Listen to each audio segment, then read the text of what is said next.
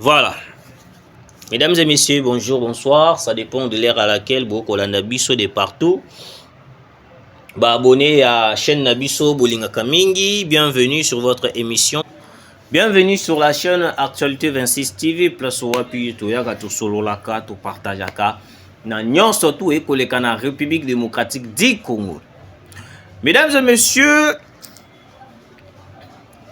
toye lisusu awa pona koyeba na ko fongola bakonzi ya mboka misu. Parce que biso souci na biso ezalaka le gouvernement congolais azwa ba disposition. Le gouvernement congolais ayeba na ndenge nini ya koyeba na komema makambo yo koleka na République démocratique du Congo. Écoutez très chers Congolais. Balobi boye, le Kenya déploie un nouveau contingent pour soutenir la MONUSCO.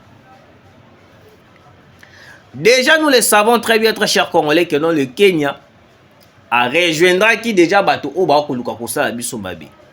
Alors, comment est-ce que le Kenya aujourd'hui a koki ko déployer bateau au wapi pour baya ko s'accoupler, moi je peux dire. Baya ko sangana na MONUSCO pour la soutenir biso à l'est de la République démocratique du Congo. Monsieur le président de la République Félix Antoine Tshisekedi. Nathan oyo ndenge mboke ko kendele. Tozali sous soutien a besoin to travailler na bato oyo wapi to yebi déjà que no bango nde mutu basara biso mabe. Bango nde mutu ba complotera contre la République. Bango nde mutu bazalaka boy. Bango nde mutu basala kabwe. Parce que en vrai na tous dans oyo nyosto ekoleka na République na est de la République démocratique du Congo.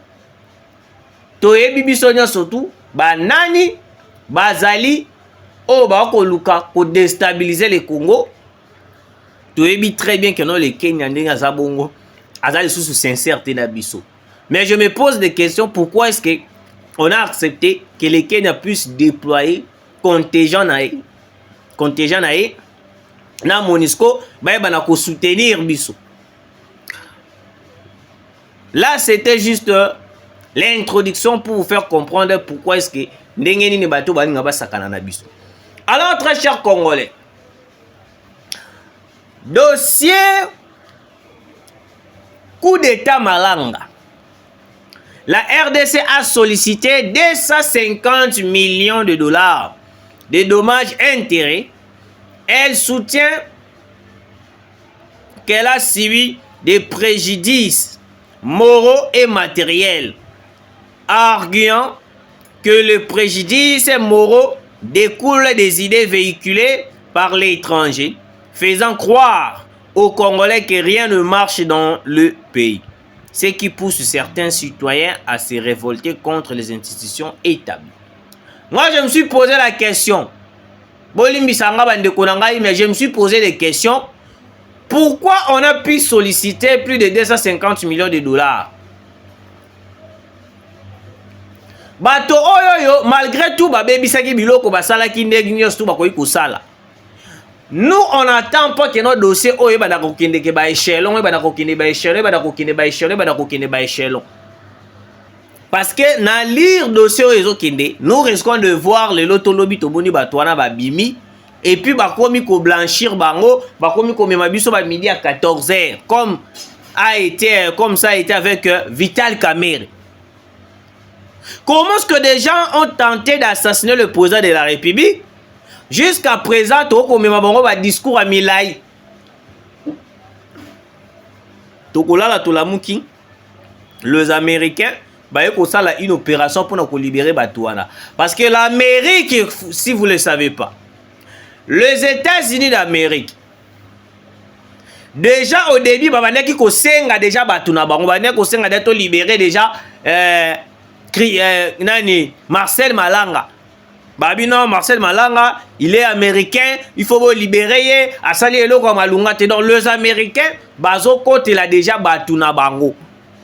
Mais biso on est là, on est de condamner, tozo me maraba procédure milai, jusqu'à ce que nous allons tomber dans l'espace où ezali que noté, tokoki susu ko coincer bangote. Parce que je vous dis très chers Congolais, na quand il y a ennemi, ils sont là en train de préparer le deuxième coup d'État. peut-être je vais vous le dire sur cette émission. Il y a un coup d'état qui se prépare déjà. Comment est-ce que on a pu recruter plus de 4000 mercenaires et pas Hippolyte Kanambe Kazemiri. Il a recruté des mercenaires, a recruté des mercenaires, n'a idée que non de venir attaquer la République démocratique du Congo. Moi, j'appelle le service de sécurité. J'appelle aussi la justice congolaise. On ne peut pas en ce moment même un discours ya milaï surtout dans le dossier où il y a un coup d'état. Et puis plus grave encore, on est obligé de renforcer la sécurité ya mboka na biso, surtout dans la frontière le sous beaucoup plus. Parce que la frontière na biso wana nde yango komona bato wana ba ko sala nyon surtout ba koki ko sala pour que baye bana kokotela kabiso baye bana koboma biso baye bana kosala nyon surtout bango balingi ba sala. Moi j'avais donné des idées ici. On devait fermer nos frontières. En fermant nos frontières, ne ko permettre biso to ba nani o bazana katio bazali ba réellement ba congolais to bazali ba congolais. Parce que quand on a un étranger à côté na 4 a sali opération a vu abimi mbala moko soki frontière eza ya kofungwama. Ba sanya o nyo surtout balinga ba bongai ba boma mokonza mboka. Bazo mérité bazala condamné à mort. Pas question to mema bango ba discours ya milai to kene na bango de gauche à droite. Ils ont tenté d'assassiner le président de la République. Comment est-ce que nous allons continuer to mema bango kaka to sambaka? Il y a déjà des preuves tangibles qui étaient déjà montrées à la face du monde comment est-ce que ces gens-là avaient l'idée d'assassiner le président de la République Félix Antoine Tshisekedi, mais jusqu'à présent on n'arrive pas à comprendre qu'on garde bango. Et quoi comme la biso dossier le dossier à Vital Kamerhe. Dossier à Vital Kamerhe ba kei nango échelon jusqu'à ce que et comme à niveau moro Vital Kamerhe blanc Vital Kamerhe azali na programme te bazu batike. Aujourd'hui, Vital Kamerhe, président de l'Assemblée nationale. Vous voyez comment est-ce qu'aujourd'hui le pays est en train d'être sali et pas ya bato oh wapi la plupart rebelle wana ba ko bebisa mboka ba ko salir mboka ba ko déshabiller mboka, mais on est là en train de regarder, d'observer sans pourtant agir.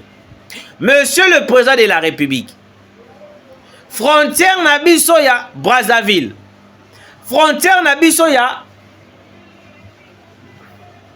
Angola. Eza ba frontière oyo eza na risque makasi aujourd'hui lelo yo oyo wapi ezo sala biso nzoto malili des frontières. Oyo zo bangisa nzoto na biso ezali ba des frontières wana. Parce que ce sont des frontières oyo wapi à part ba frontière ya nini oyo ya Uganda na ya Rwanda. Le deux frontières Brazzaville na Angola et ça va frontière au péto photo bangela kayango. Parce que dernièrement l'Angola avait collaboré, voudrais-je dire, avec le Rwanda pour que ba banani ni ko infiltrer biso. On a pu arrêter des Rwandais na frontière ya Lufu. Des conteneurs et côté la biso avec des armes. Mais malgré tout cela, les services au basala kana ba frontière wana tellement ils sont complices, tellement ba ko collaborer ba ko zoba mbongo na bango ba tiki nyonso wana e bana kolekana. Yango moni mokonza mboka votre entourage bato ba ko landela ba ko travailler na yo ebele bazali na conscience ya koyeba na nini ko sauver mboka. On a pu révéler comment est-ce que oui recruteurs il y a M23 les 8 personnes en question qui ba congolais. Moi je me suis posé des questions. Ndenge ni guerre yango ekosi la soki biso moko ba congolais tozo participer na koyeba na ko renforcer les M23 ya ko recruter les bango bato o bakoki ko bana ko boma biso lisusu davantage. Yango moni congolais aujourd'hui le Congo to koyeba na ko avancer ti. Alors, très chers Congolais, Les États-Unis, bazo senga balobito libéré Marcel Malanga. Il est citoyen américain. Ndengeni tokoki kokanga to umisa ye bongo sans pourtant to sambisa kaye ko sambisa to sambisa ye babi ezali du théâtre. Il faut pena ko sambisa bien lokola toko koka ko sambisa bango te. To tikaye azonga comme ça bango bakoyeba na kolandela dossier wana. Très chers Congolais, écoutez. Christian Malanga, avant ça, le coup d'état naïe, azalaka en Angola, avec le militaire angolais, place au wapi bande kovanda bande koseka. Azalaki na États-Unis, akutana ba cadre minene ya États-Unis d'Amérique. Azalaka na ba pays africains ebele au wapi la plupart ya ba pays au yazalaki ils allaient équiper bah pays au pays au combattre biso lelo. Alors pourquoi les États-Unis bazo réclamer Marcel Malanga? Parce que bah yebi Marcel Malanga a commis le rôle à pion moko majeur. Pourquoi j'ai dit ça? Parce que y a déjà ba kota qui dans la cité de l'OIA. Ayebi déjà ndenge nini to côté là, ndenge nini to ko bimela. Ndenge sécurité ya place wana ezaleli. C'est pour cela les États-Unis d'Amérique baza ko senga présence ya Marcel Malanga. Pourquoi? Parce que tanga kokende kuna apesa bango ba donner, tanga kopesa bango ba donner pour que bango bazala na facilité de venir attaquer Tshisekedi na cité de l'OIA. Yango tobeta ki c'était na monsieur le président de la République. Na minute oyoyo, na instant oyoyo. Oza est obligé de obana koyamba batu kili. O ambassadeur Kingan, o délégation Kingan, o délégation boy. Parce que batang ba ko préparer plan moko contre yo monsieur le président de la République, biso toza na besoin na yo. Na liro ndenge makambo ko kendele. Makambo ko kende mabe makasi. Parce que il y a des vérités o eza ko bima ya somo e ko pesa nzoto malili. De l'autre côté,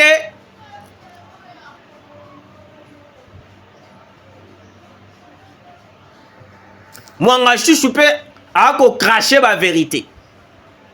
Je vous avais dit ici sur la chaîne, vous allez chercher sur la chaîne, vous allez comprendre.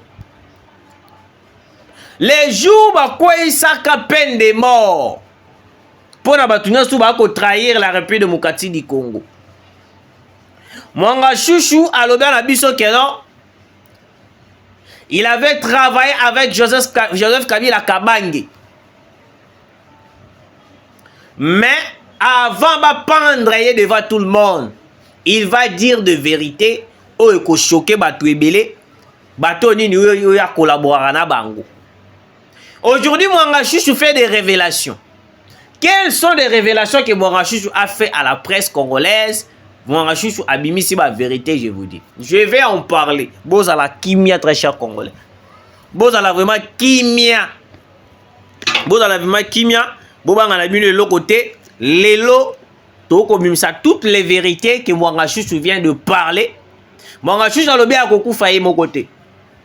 Mwanga Chouchou a le bien à Koku faye mon côté. Écoutez. Il y a des audios oyo ba uti kotine de la biso na minute oyoyo faisant preuve. Mwanga Chouchou à l'Obiboy.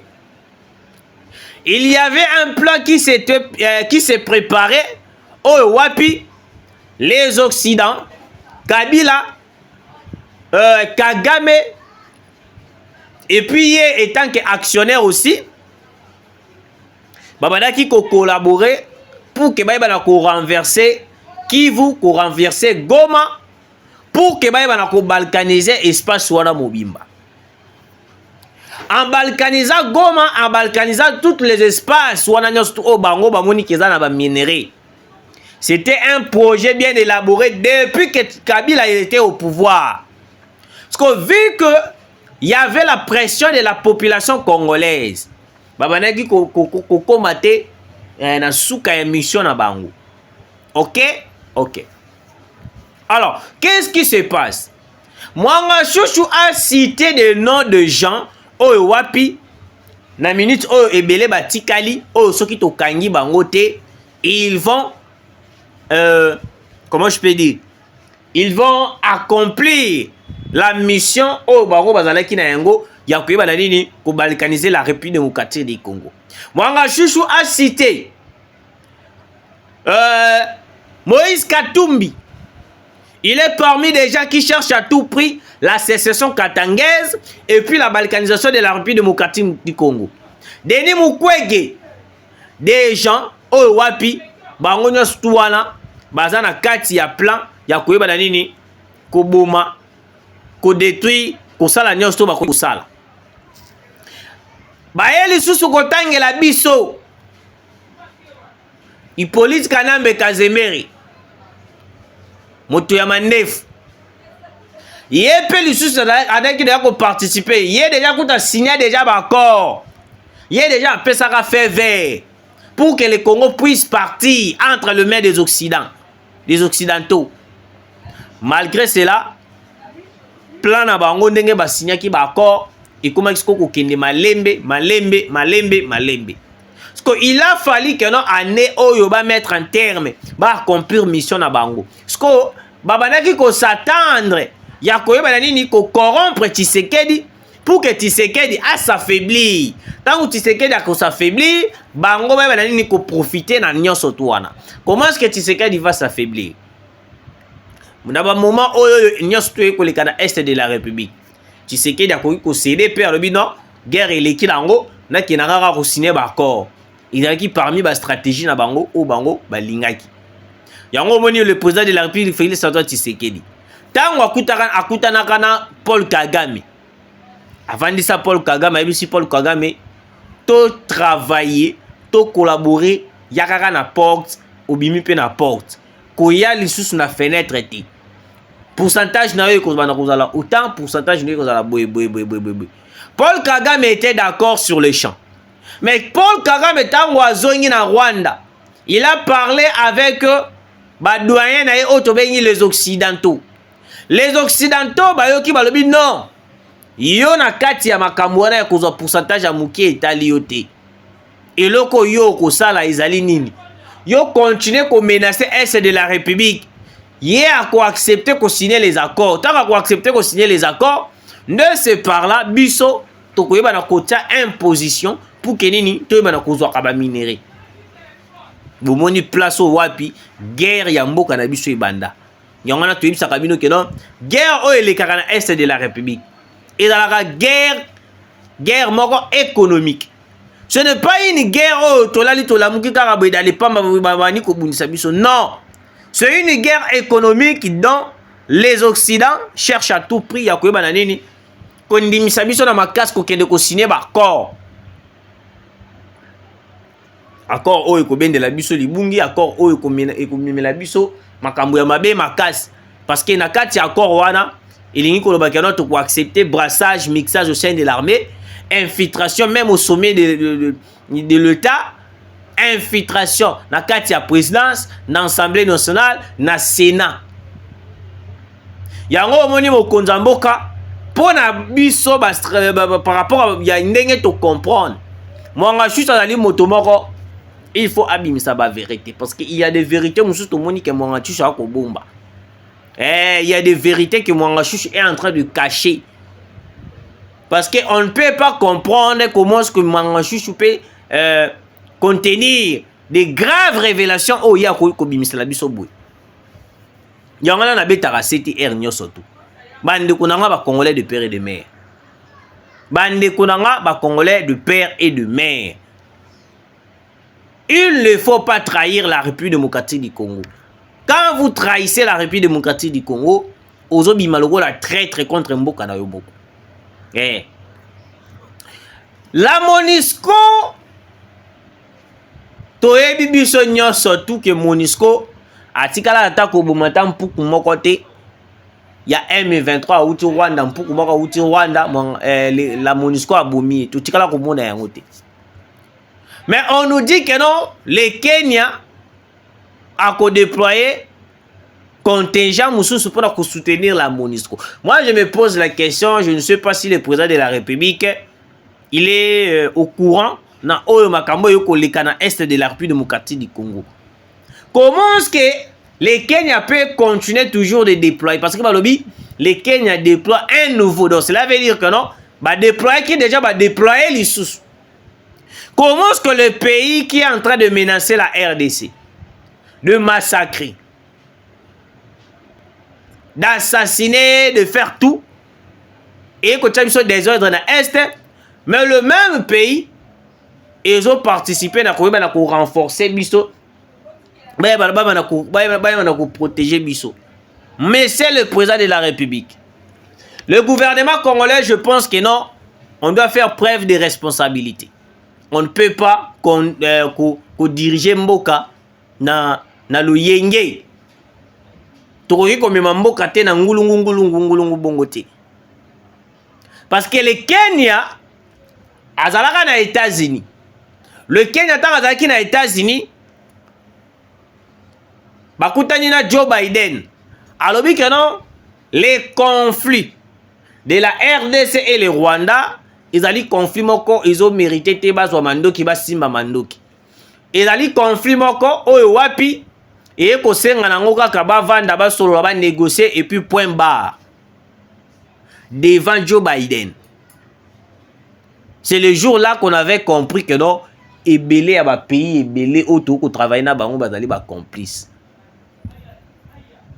Même maintenant Angola, fait des routes prévues au biso to signa qui tu sais que Paul Kagame, ils allaient qui changer na dernière minute le jour ministre des Affaires étrangères bakene ko kutana o ya Rwanda.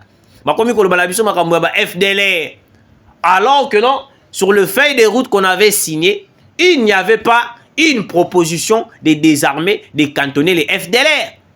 Mais comment est-ce que tant qu'on s'est rencontré une fois de plus, bon petit faveur na Rwanda, faveur na Paul Kagame, oh teto ko désarmer, to cantonner les FDLR. Je me suis posé plusieurs questions. Comment est-ce que le ministre des Affaires étrangères a pu accepter cette chose? Oh, c'est inacceptable devant les yeux de tous les Congolais. Mais malgré cela, la stratégie de les Occidentaux, tu sais qu'avec sa diplomatie agissante, tu es coincé kaka Rwanda. Tu es se retrouver to sukika wapi na désarmement, na cantonnement ya M23. Bravo monsieur le président de la République. Yango moni tu sais dit silence ya Mokunda Mboka elingi ko bate kazali complice. Silence ya Mokunda Mboka elingi ko laksa ndenge nini keno à cause azoluka ba stratégie mususu pona ko bimisa, pona ko kotisa, pona ko beta boy. Mais ebele beaucoup de gens ba koloba n'importe quoi contre le président de la République. Corneille Nanga okozwa oyo okoluka. Hey, okozwa oyo okoluka. Alors, très chers Congolais, qu'est-ce que nous devons faire pour que l'on nous toye bala ko coincer batouana ou ba okoluka à tout prix ndenge nyonso tout ya koyeba na kokwisa la République démocratique du Congo. Parce que déjà tous un dossier à Marcel Malanga. Le dossier à Marcel Malanga, de l'autre côté aussi si dossier à Marcel Malanga était de l'autre côté. Mwanga Chouchou abani ko sala ba révélation. On a écouté des révélations de Mwanga Chouchou. Il baxeli biso quelque chose de plus. Ndenge nini bato ba ko luka ba sécession katangaise, ba ko luka sécession ya Kivu, ba ko luka sécession na ba nini ebele. Ce qu'on a miniti oyo na ko loba la bino. Les M23 ba ko préparer les sous attaque mususu contre la République démocratique du Congo. Les attaques qui consistent ya kokweisa bande kuna biso o bazali na est de la République, l'armée congolaise, parce que pour na bango je vous dis, on doit coincer Tshisekedi pour qu'il ne négocier. Parce que ceux qui t'ont meki ko négocier avec les M23, tozongi lisusu na esclavagisme o tozalaki na yango pendant régime ya Joseph Kabila Kabangi. Parce que Kabila a kokaka na pression. Vu qu'il était aussi étranger, il avait accepté la voie de négocier, la voie de collaborer avec les M23 pour qu'en retour, il va bénéficier à l'eau ya koluka. Bazui basale les comptes naé, ba côté la cahier pourcentage na ya ba minerai ozo qui na ozo la exploiter na Rwanda. Je me suis posé des questions. Mais qu'est-ce qui ne va pas? yango omona kimboka oyo lelo ekomi kozwa sens avec Félix Antoine Tshisekedi. Très chers Congolais, avant de terminer, boyokana nos dossiers au bien. Tout le monde a une émission Mobeleka qui peut-être mois passé. Les travaux de construction RDC de l'arène à Kinshasa sont à l'arrêt depuis plusieurs mois, suscitant des interrogations sur l'avenir du projet. Les raisons de cet arrêt ne sont pas encore connues. L'incertitude règne sur le sort de l'arène, qui devait être un symbole de modernité pour la capitale congolaise. Excusez-moi. Les observateurs s'interrogent sur la possibilité d'un abandon du projet, l'absence de communication officielle alimentant les spéculations. Mboka na biso, je vous dis, il y avait ekiminga ibandeko nanga mbongo oyo ebimaki mpona construction ya arena de Kinshasa ezalaki ba millions de dollars, mais komona ba travaux ekati et puis ezala ba photo moko batindelinga ya arena wana mai déjà kuti eboti na kati bangolo bakomi kobima na kati. Je me suis posé des questions. Comment est-ce qu'aujourd'hui, les Congolais sont amité mamabe makasi boy? Pourquoi je dis ça? Parce que d'après les informations au Pitoza na la possession, il paraît que les projets, les gouvernements congolais avaient déjà financé les projets. Mbongo et sengamaki pona koyeba na ko réaliser construction ya arena ya Kinshasa, gouvernement déjà afutaka yango depuis kala. Donc gouvernement azaki na dette mon côté. Mais ça m'étonne de voir bakati kotonga. Peut-être écoute ngaki ezala mieux ba kotonga na mincho parce que bambula pe ko beta te, botongi bosilisi na bino makambutu. Peut-être msu bokutika la kaka na temps muke ti makamnyo sto esila. Mais chose grave, bakati kotonga, ma ezobota, bambisi bakomi kobima na kati wana. Est-ce qu'il y a eu détournement ou comment? C'est la question que je me pose. Soki détournement et salamaki na kati ya projet oyo, nous cherchons. Nous allons faire des investigations pour comprendre ce qui bato oyo baliaki mbongo ya l'État. Parce que ce qui baliaki mbongo ya l'État, bakoyeba na kusibir. Tukoyi komema mana loyengete, bo bana kolia kaka mbongo ya l'État lokola ndeti mbongo moko ya nguba. Mbongo ya ba pauvre congolais, mbongo ya ba pauvre population congolaise. Oh bah ko souffrir bah ko mona pasi mais des gens bazali wana bah ko liaka na bango mbongo bah ko sala nyonso tout. On ne va plus accepter ce genre de choses. Monsieur le président de la République, ministre de la Justice, d'après les informations, construction il y a arena de Kinshasa et Kati. Il y a des soupçons il y a détournement.